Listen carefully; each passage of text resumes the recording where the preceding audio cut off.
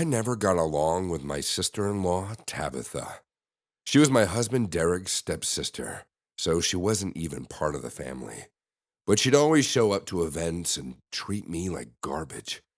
I always complained to Derek about her, but he never did anything. He and Tabitha had a really weird, close bond. Over summer, Derek and I had a barbecue at our house, and of course, Tabitha showed up. Honestly, she looked amazing. She announced to everyone that she had just gotten a facelift. When I was alone in the kitchen, Tabitha came up to me and handed me a card to her plastic surgeon. She explained that her doctor was the best in town, and he worked really cheap. She said that the doctor had a 2-for-1 special, so she said that if I was interested, I could get a nose job for free. I can't tell you how offended I was. I knew that my nose was big, but I never had anyone talk to me so bluntly about it. I told her I wasn't interested, but she made me keep the card. After the barbecue ended, Derek asked me why I was in such a bad mood. I told him what his stepsister said to me, and of course he defended her. He said she was just trying to help. Even worse, he encouraged me to go through with the operation. He told me that I was beautiful just the way I was, but that I'd be a lot happier with a nose job. Things escalated into an argument, but eventually I gave in. All I wanted was to make Derek happy, and it seemed like he really wanted me to see the doctor. I called the number on the card and scheduled a consultation the next day. I wasn't sure if I would go through with it, but if the surgery was free, I could at least go down there and get some information. The next day, I drove to the doctor's office. It was in a really sketchy part of town. There was no sign out front, and the whole building looked like an old warehouse. I called Derek and told him I was having second thoughts, but he just told me to go in and have a look. That was it. So I walked inside and found a dirty waiting room. All the chairs were old and rusted. No one else was there except for an angry-looking nurse behind the counter.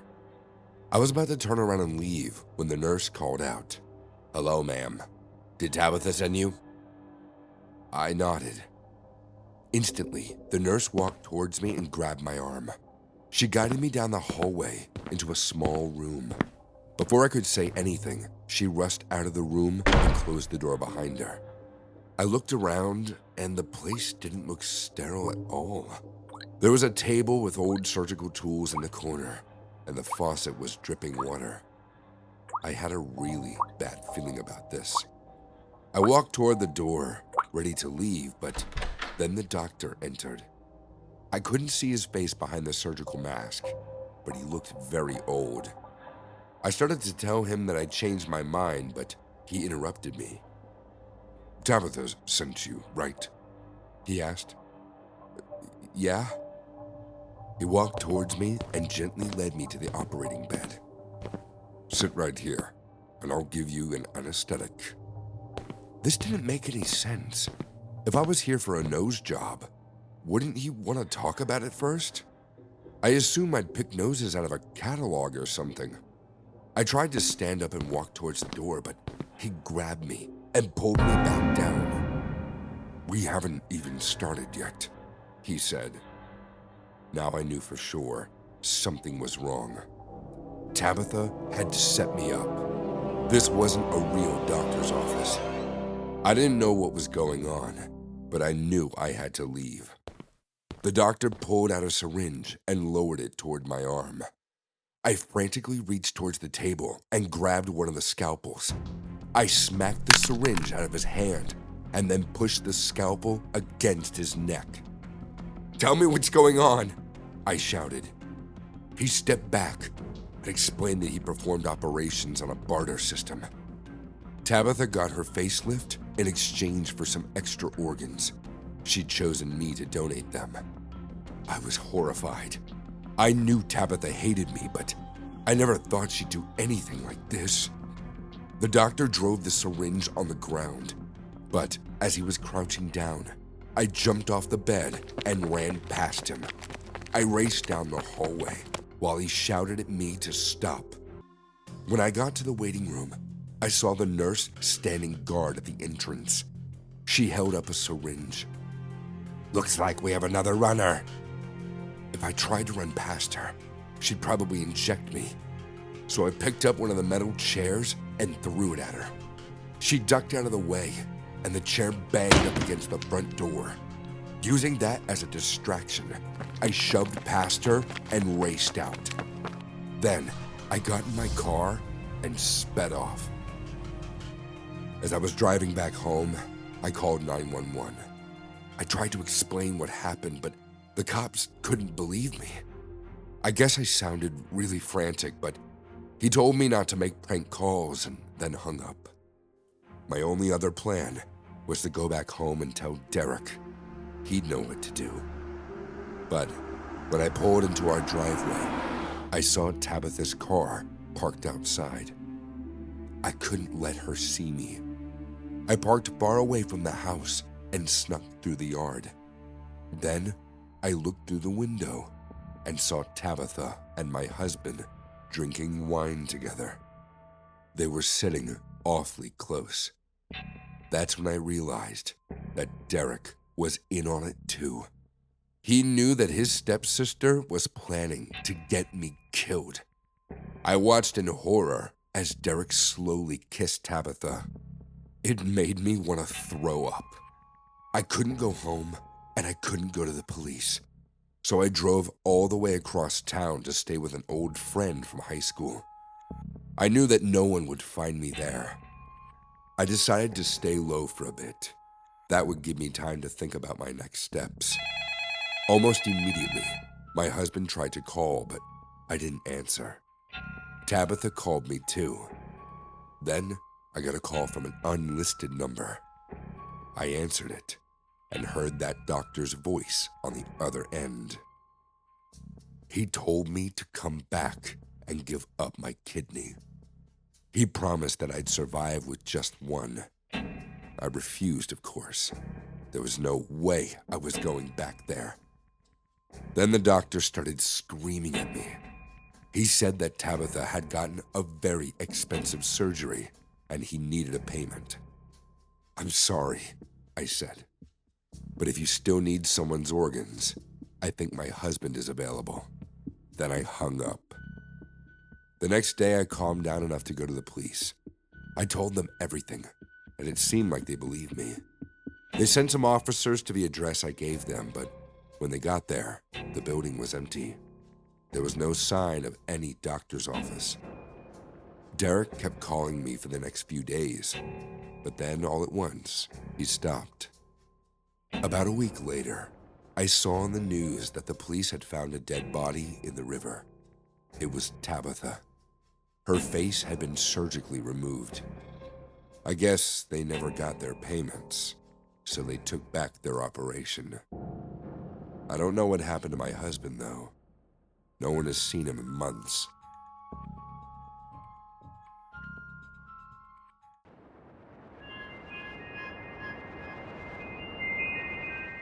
At first, I thought it was funny that a plastic surgery clinic was named House of Plastic Horrors.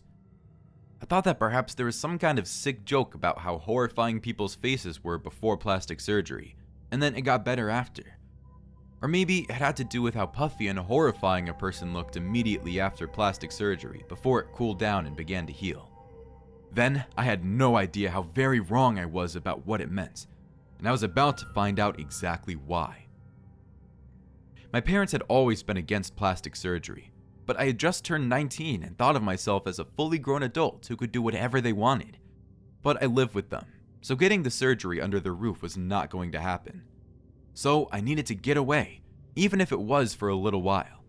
Long enough for me to have the plastic surgery, heal, and then I could show my parents how it made me look much prettier than I was right now. I didn't have insecurities when it came to my face and body, or at least I pretended not to. But I hated the way my nose was slightly crooked and how my jawline wasn't as sharp as that of Natalie Stone, a popular celebrity who was gorgeous. I didn't like a few other things on my face. So I decided I would be getting the surgery, just not in my city. I had a cousin living nearby in the town of Keratin. I decided to pay her a visit to her small town, and to my surprise, they had a plastic surgery clinic. It was named House of Plastic Horrors, and I could remember giggling with my cousin about the silly name before telling her that I wanted to get surgery there. She wasn't too ecstatic about it, but it wasn't like she could stop me. I didn't care that I was taking a risk. I hated the crook in my nose every time I looked in the mirror. So the next day, I booked into the place, ready to come out looking gorgeous. I was more excited than I was nervous, which was telling as to how badly I wanted this plastic surgery. I had a lot of expectations as to how the surgery was going to be, but it was nothing like the way I expected it. The building was on the outskirts of town, far away from civilization. I made a joke about how much this would have been a perfect murder scene, but I thought it would be too dark to share with the receptionist, who welcomed me in and told me to wait a little for the doctors. She assured me that they knew what they were doing, and then she gave me a few papers to sign before I set foot further into the facility. This was when I should have realized that things weren't as they were. I was greeted by the doctor, a man in his mid-30s, and I tried to explain to him exactly what I wanted for my face. But he didn't listen to any of what I had to say, and instead he responded, "I know how to perfectly take care of your face." It should have been assuring the way he said it, but he gave me such an eerie smile that suddenly made my stomach flip. I simply nodded. "Okay, well, how much does it cost?" "We can negotiate when we are done with you." The man said. This should have set me off, and I should have left the place or demanded further explanation. Heck, maybe I should have read through those NDA documents I had signed blindly a few moments ago, or I would have known what I had truly signed. The doctor and another female doctor led me into a secluded room, and they promised me with one of their creepy smiles that the room was soundproof, so I could scream as I wanted and no one would hear me. I laughed at the joke, and they laughed along with me. I had read about how plastic surgery works. I would be given numbing cream, so it didn't hurt much. They strapped me into a chair and told me it was crucial that I didn't move. One wrong move and I could paralyze my whole face. I sat still, not wanting something as terrible to happen to me. The female doctor's smile eased up, and it didn't look as sharp and scary anymore. If anything, she looked like she was pitying me. She asked me, "Are you sure you want this?" "I do," and I told her that. But from her eyes, it looked as though I had given her the wrong answer. The female doctor explained how she was the wife of the male doctor, and then proceeded to ask me for my name. "Maya," I said. She replied, "Well, you have such beautiful eyes, Maya, so green and pretty." I didn't know what else to say, and then she continued to ask me a few questions. She was distracting me from what would be happening soon, and I welcomed that distraction, because although I acted all macho, I was secretly afraid of this entire procedure. "The doctor will arrive soon," the lady assured me just as he walked in. He held such weird surgery tools in his hands that I couldn't even imagine how they worked on my face. And the one that caught my attention was the one in the shape of a spoon. I looked around for the numbing cream, but I couldn't see anything. I didn't know a person could be so naive and trusting as I was that day, as I sat there strapped against a metal chair that was biting against my skin. "This is going to hurt a little," the doctor muttered as he held a tool that whirred and spun in his hands. It had a sharp end that looked like it could pierce through my skin. By then, I wanted out of it. But it was too late. My pleas to leave fell on deaf ears. I didn't want the plastic surgery anymore, and I just wanted to go back home. It hurt, more than a little, and there was nothing I could do as the doctor drilled holes around my eyes at first. My screams bounced around the walls as the doctor used this spoon-like tool to gouge out my eyes one by one. He was careful not to harm my eyes, careful not to poke at them as he took them out of my sockets. I screamed and I cried, but it was useless. That was when they told me everything. That the papers I had signed earlier were me giving up my eyes, my precious green eyes, and every other organ that they could take out of me. But they wouldn't kill me, they assured me. But wasn't death better than this? They said I would be compensated with a bit of money. But how useless would it be when I couldn't even spend as much as I could? Next was one of my kidneys, and the horrible doctor performed surgery on me without anesthesia. I bled so much that my head was so dizzy, and I felt sticky blood that I couldn't see. I was terrified of what they would take next, and if it ever ended. Was it one of my limbs next, or two others? It didn't matter as long as I wasn't dead. They could take all my fingers if they could. I was living a nightmare, and I couldn't even get the plastic surgery I wanted. I cried and cried, but nobody heard me, and hope was dwindling with every second that I spent in this horrid place. I didn't even want to make it out alive, and the horror of having to live a life deprived of so many of my organs. Life would be pointless. Despair filled my every bone as the doctors sawed away parts of my body that I would never get. This was never a plastic surgery clinic. It was all a farce and trick to get their hands on my organs and sell them for their own gain. And I was left to my own despair after everything. The doctors left no trail that the police could track.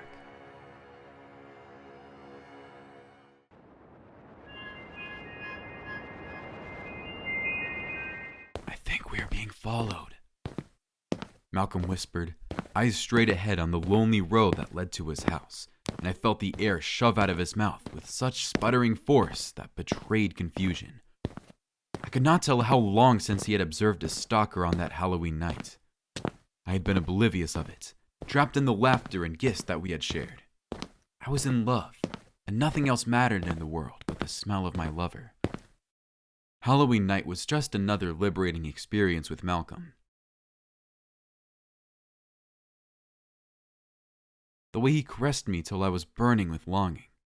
He asked if we could take it home, and I replied positively without hesitation.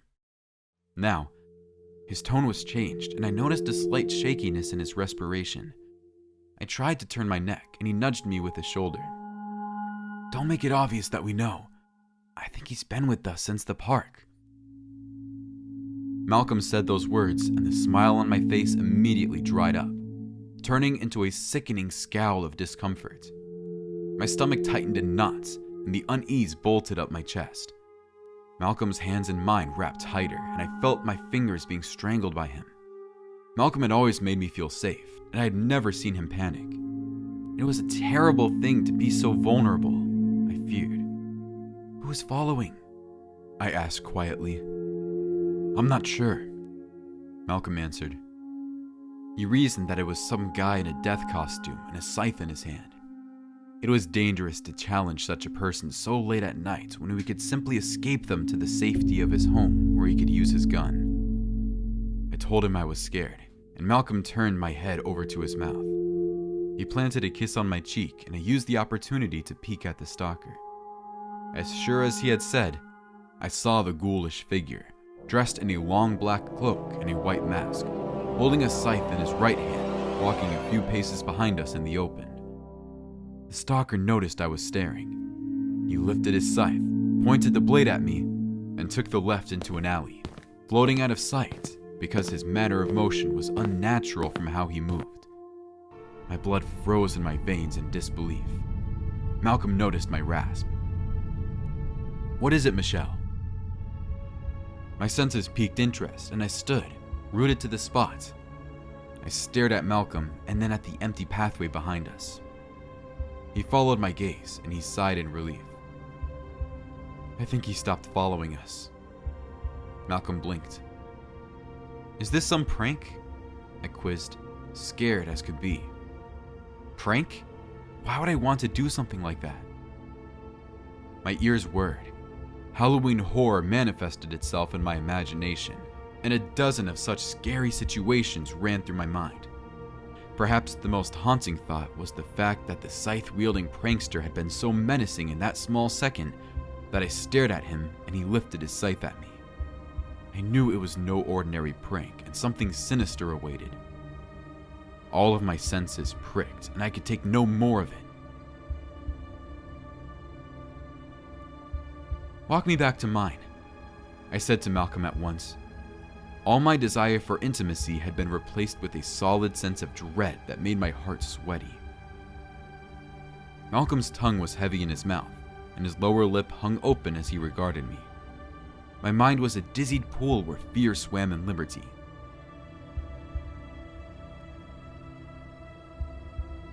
He took a deep breath. He shrugged, stepped back, and pointed the way back from whence we had just come. "You know, you may be right," he whispered. "It may be a prankster on this Halloween night trying to get us worked up. and you are taking the bait."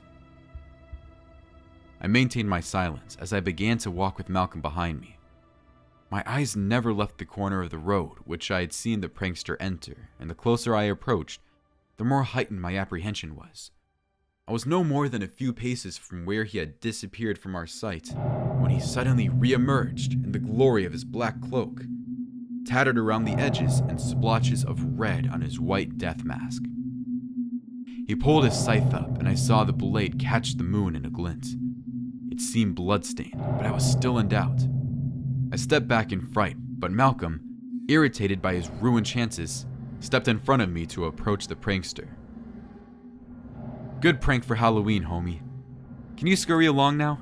You're making my girl uncomfortable," Malcolm warned. The death figure said nothing until Malcolm was close enough. Then, he struck. He whipped his scythe backwards and ripped the tip of the blade with all of the force that he could muster straight at Malcolm's head. Hell froze over, and reality played in a slow rhythm. I squealed in fright and flinched. Malcolm was far more reactive, and he only managed to get his hands up to block the blade from reaching his neck. The death figure's blade ate into Malcolm's palm and came out through the back of his hand. Malcolm let out a deathly screech of pain. The death figure moved over sharply to kick Malcolm down. Malcolm fell to his knees, and I watched in horror as he stomped in Malcolm's chest, lay him on his back on the hard ground. The death figure dragged his scythe out from Malcolm's palm and readied himself to land another strike. "I am Death, and I have come to collect all your souls," he said in a guttural timbre, made even more cruel by the muffled effect of the mask he wore. I screamed when his scythe went up. He bent over and just about set himself to dig his blade into Malcolm's face while fear made me stiff. The gunshot echoed in the air, and another followed in quick succession. A poked hole appeared in the front of the mask, and it seeped with blood when the death figure stumbled forward, falling right beside Malcolm, who picked himself from the floor in a struggling bid to nurse his bleeding hand. "Wretched piece of ass!" A bloodied woman emerged from the path with a gun in her hand and moved over to the death figure on the floor. "Stabbed me with that crazy thing and left me for dead. Didn't see him coming." She led another shot into his body, and then another. She turned her attention to Malcolm, who hung his hands in the air to stop the bleeding out from the wound. "Halloween often brought out the crazies around the area," she said. "The ambulance was on its way, as were the cops. Tie up that wound before you bleed out," she advised as she sat down to nurse her own injuries.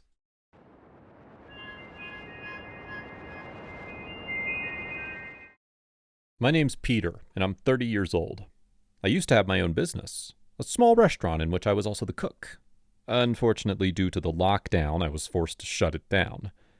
I was also spending a lot of time alone at home. I did have some savings, which allowed me to go through that hideous period without losing my house. Plus, I was using the internet to have some occasional online freelance jobs. Everything from translation, I speak Spanish fluently, to website management. I guess you could say I'm a natural entrepreneur and a hyperactive workaholic, which was good for me. I was also using the internet for online social conversations, specifically Omegle. I spoke to some interesting women, and some weird dudes as well. Overall, I was having fun. At one occasion, I met a particularly odd woman. She claimed to be a psychiatrist. Her name was Marie, and she was eager to know about my personal life. "I can help you if you wish to improve your mental health," she said. I thought it was great. We exchanged numbers and agreed to meet. Of course, because of the quarantine, it couldn't be at a public place, so I invited Marie to my home, giving her my address. "Welcome, Marie. My apartment's a bit of a mess, but single guy spending too much time home alone.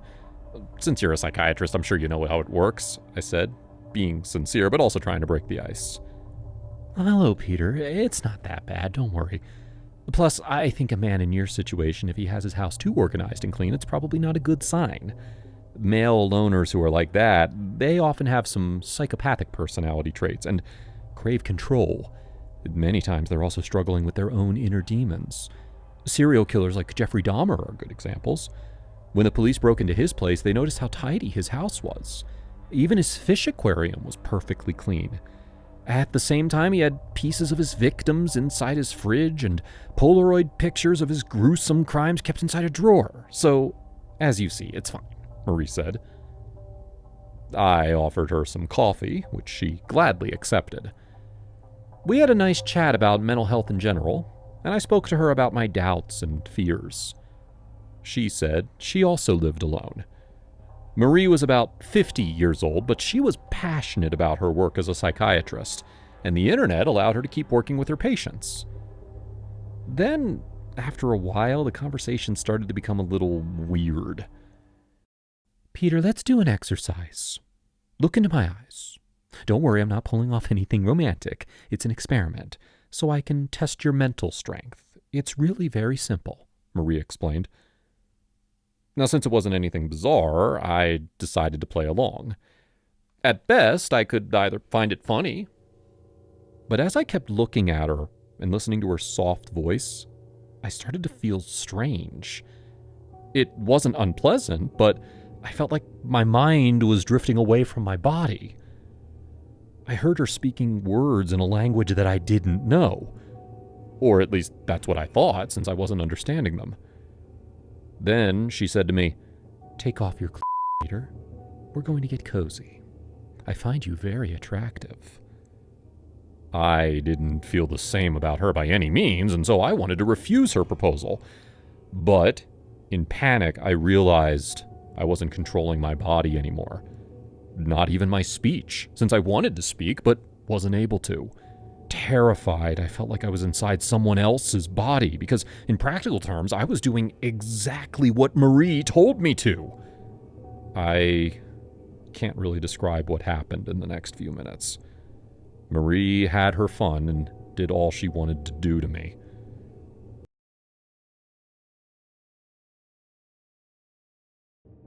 She lit a cigarette and smoked it, always looking at me with her big, eerie, creepy, but irresistible dark eyes. She took her time and then asked me for all the information concerning my online bank accounts and credit cards.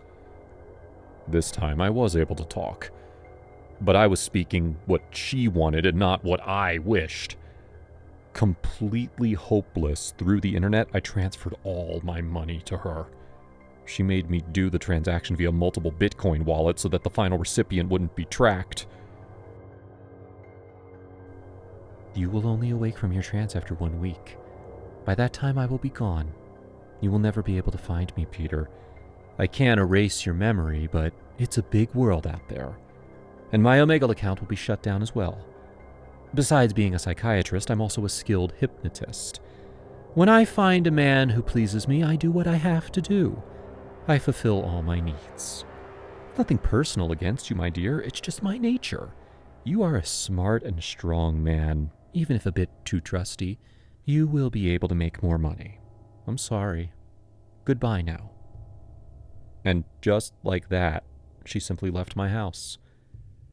A couple of days later, I heard my cell phone ringing. Marie, or whatever her real name was right. I couldn't move. Fortunately, the next day I heard someone knocking on my apartment's door. It was my brother, Chad. "Hey, Pete, are you there? You didn't answer your cell phone yesterday. I was worried," he shouted. Then my cell phone started to ring once again. "I can hear your cell phone ring inside your apartment. Pete, I'm breaking in. I need to know if you're all right," my brother said. He was a strong dude, unlike my lock, and he broke in within a couple of minutes. "Pete, what the hell happened to you? Can't you move?" Obviously, I couldn't. Not even speak. Yet my eyes were moving, and I could see and hear. He took me to the hospital, and for the next 4 days, there was nothing they could do to bring me back, so to speak. Doctors kept me under observation, but they were completely puzzled and didn't know what was going on. I couldn't blame them. Then, as Marie promised, I slowly recovered the control of my body. I explained to the doctors, nurses, and also to my brother, who kept visiting me every day, what had happened. "That is unbelievable," Chad said. "Well, believe it. And she left me with no money. I just hope I didn't catch any disease from her, I replied. For the next couple of weeks, my brother allowed me to stay with him and his wife. I borrowed some money from him, and as time went by, the quarantine was over, and I got a job as a cook. It'll take a long time before I can trust anyone again, especially a woman.